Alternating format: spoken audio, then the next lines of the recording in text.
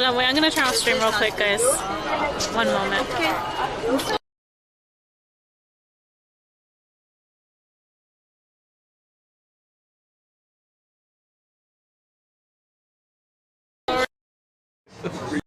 You want to do it here in public? Not gonna touch yourself? You want to do it in public? It's your birthday, right? You want some raw meat? Oh no.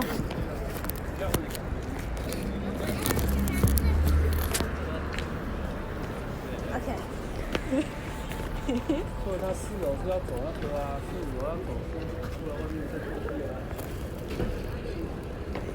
Can you guys see?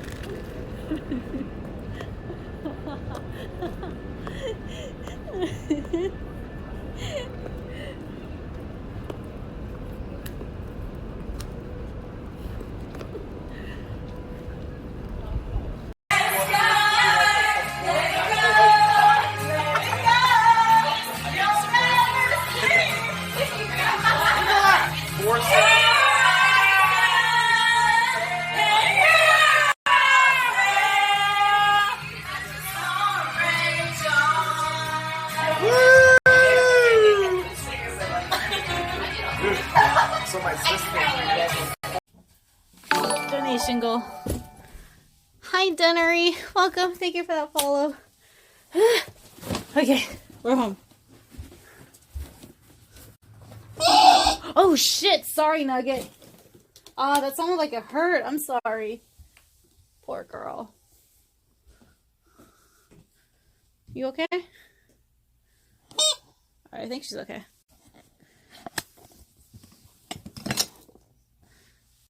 To go, please.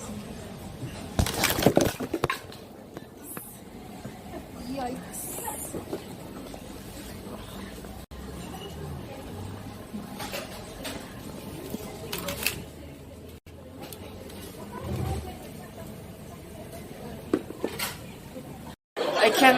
I can do indirect kiss.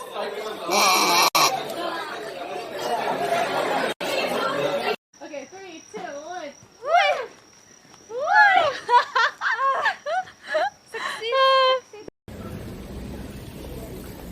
So like, oh shit. How should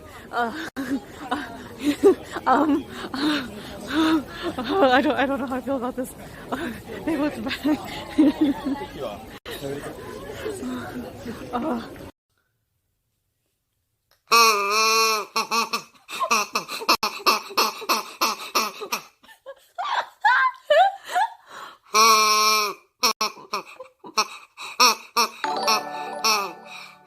Hi, Raphael. What's up?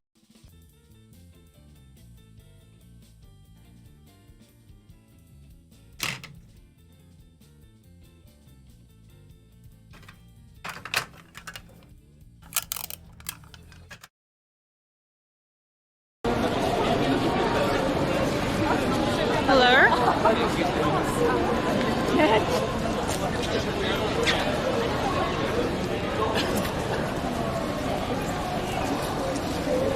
Hello?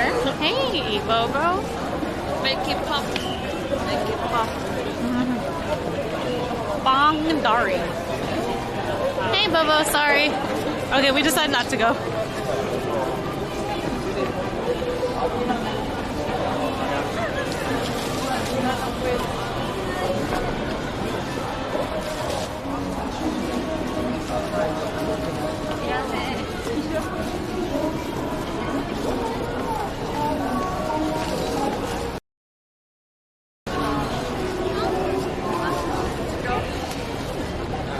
Hi, Ataya. What's up? Gucci.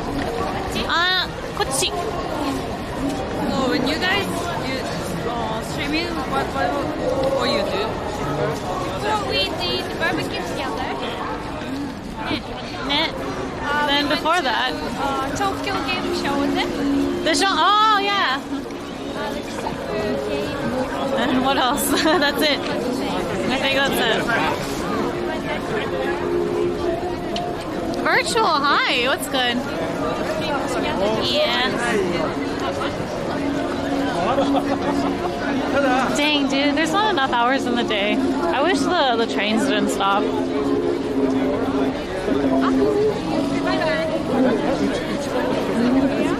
Oh, yeah. I met 4 streamers in Korea. Oh, I wasn't used to streaming streamer for like 2 months. But recently met last week and this week. Last week and this week. Yeah, last week started to met. Yeah, last week I met.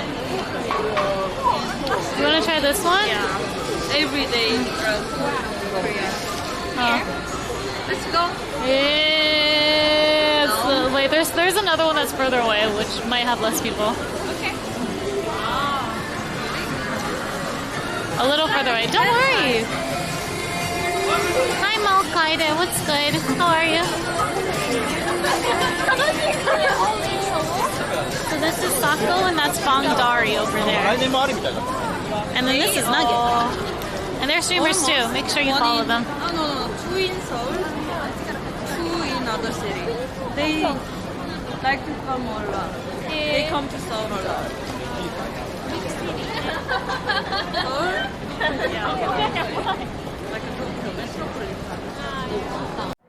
You, John Fitzgerald Kennedy, do solemnly swear I, John Fitzgerald Kennedy, do solemnly swear that you will faithfully execute the office of President of the United States that I will faithfully execute the office of President of the United States and will, to the best of your ability, and will, to the best of my ability, preserve, protect, and defend the Constitution of the United States. preserve, protect, and defend the Constitution of the United States. So help you God. So help me God.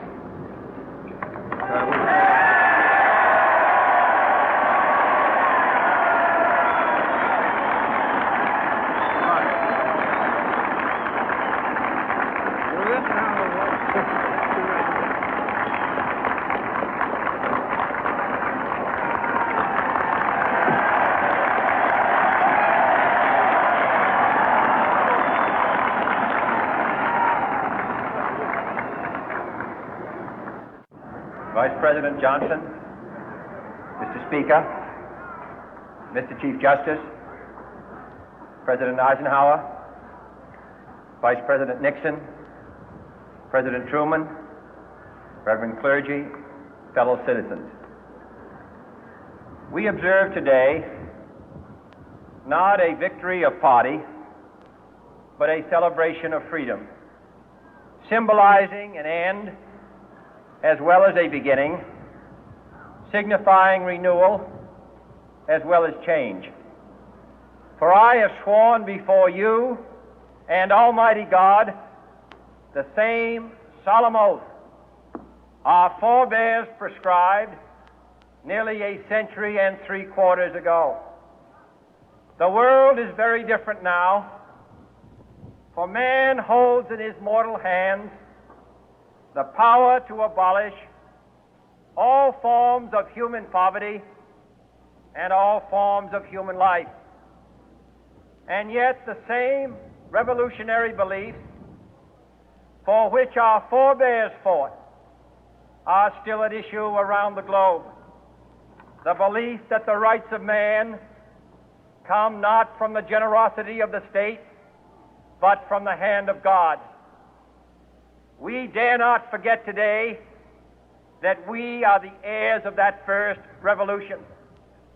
Let the word go forth from this time and place to friend and foe alike that the torch has been passed to a new generation of Americans born in this century, tempered by war, disciplined by a hard and bitter peace, proud of our ancient heritage, and unwilling to witness or permit the slow undoing of those human rights to which this nation has always been committed and to which we are committed today at home and around the world.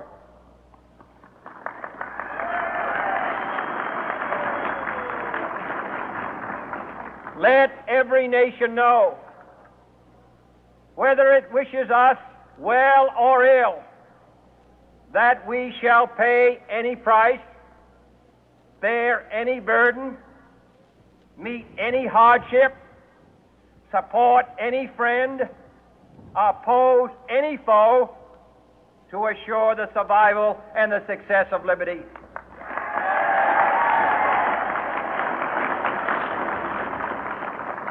This much we pledge and more. To those old allies whose cultural and spiritual origins we share, we pledge the loyalty of faithful friends.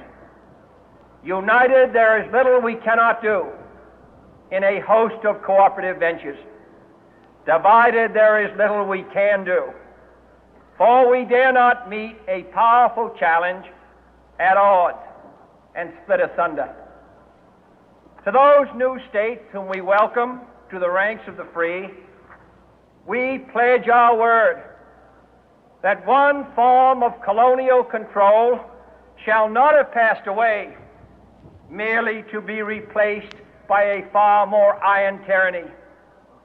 We shall not always expect to find them supporting our view, but we shall always hope to find them strongly supporting their own freedom, and to remember that in the past, those who foolishly sought power by riding the back of the tiger ended up inside.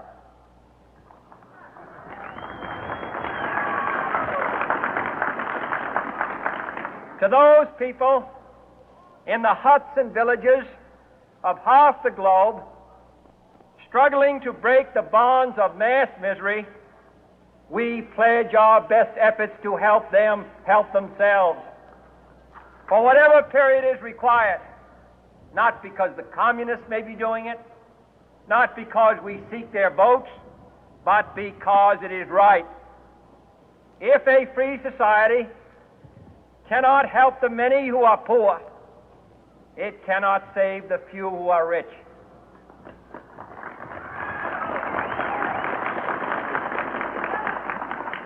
To our sister republics south of our border, we offer a special pledge to convert our good words into good deeds, in a new alliance for progress, to assist free men and free governments in casting off the chains of poverty.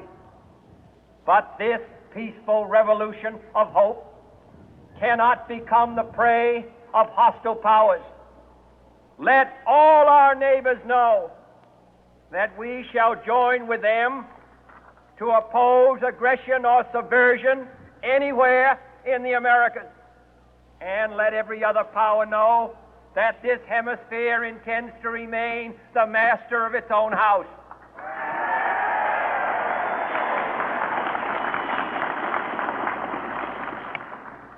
To that World Assembly of Sovereign States, the United Nations, our last best hope, in an age where the instruments of war have far outpaced the instruments of peace, we renew our pledge of support to prevent it from becoming merely a forum for invective, to strengthen its shield of the new and the weak, and to enlarge the area in which its writ may run. Finally, to those nations who would make themselves our adversary, we offer not a pledge, but a request that both sides begin anew the quest for peace. Before the dark powers of destruction, unleashed by science, engulf all humanity in planned or accidental self-destruction, we dare not tempt them with weakness, for only when our arms are sufficient beyond doubt can we be certain beyond doubt that they will never be employed.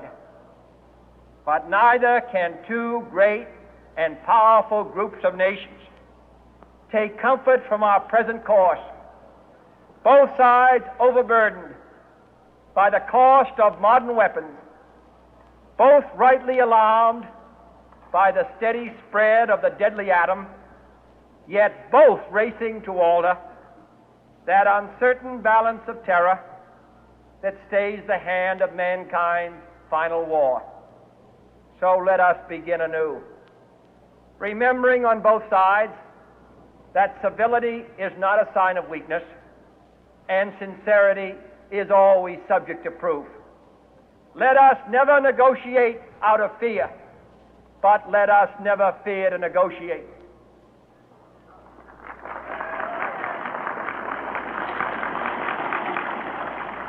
Let both sides explore what problems unite us, instead of belaboring those problems which divide us. Let both sides, for the first time, formulate serious and precise proposals for the inspection and control of arms, and bring the absolute power to destroy other nations under the absolute control of all nations.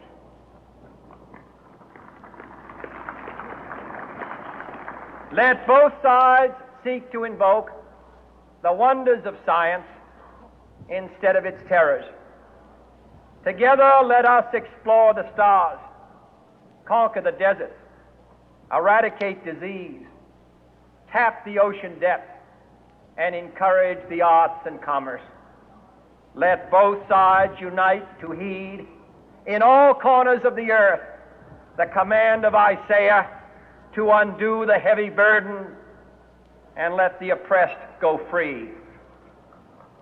And if a beachhead of cooperation may push back the jungle of suspicion, let both sides join in creating a new endeavor, not a new balance of power, but a new world of law, where the strong are just and the weak secure and the peace preserved.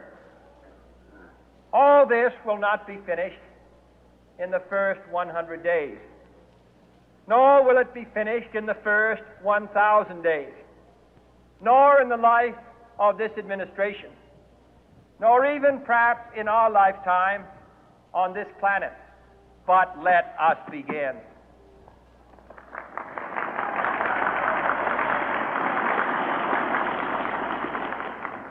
In your hands, my fellow citizens, more than mine, will rest the final success or failure of our course. Since this country was founded, each generation of Americans has been summoned to give testimony to its national loyalty. The graves of young Americans who answered the call to service surround the globe. Now the trumpet summons us again, not as a call to bear arms, though arms we need, not as a call to battle, though in battle we are, but a call to bear the burden of a long twilight struggle, year in and year out, rejoicing in hope, patient in tribulation, a struggle against the common enemies of man, tyranny, poverty, disease, and war itself. Can we forge against these enemies a grand and global alliance, north and south, east and west, that can assure a more fruitful life for all mankind? Will you join in that historic effort?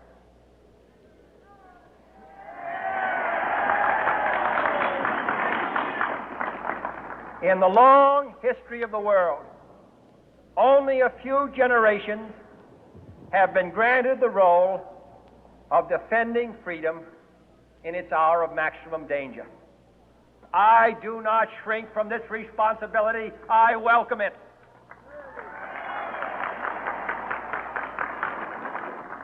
I do not believe that any of us would exchange places with any other people or any other generation. The energy, the faith, the devotion which we bring to this endeavor will light our country and all who serve it. And the glow from that fire can truly light the world. And so, my fellow Americans, ask not what your country can do for you. Ask what you can do for your country.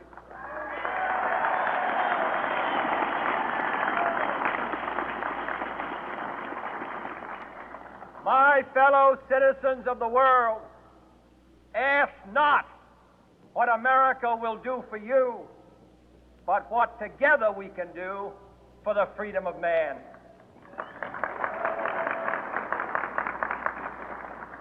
Finally, whether you are citizens of America or citizens of the world, ask of us here the same high standards of strength and sacrifice which we ask of you. With a good conscience, our only sure reward, with history the final judge of our deeds, let us go forth to lead the land we love, asking His blessing and His help, but knowing that here on earth God's work must truly be our own.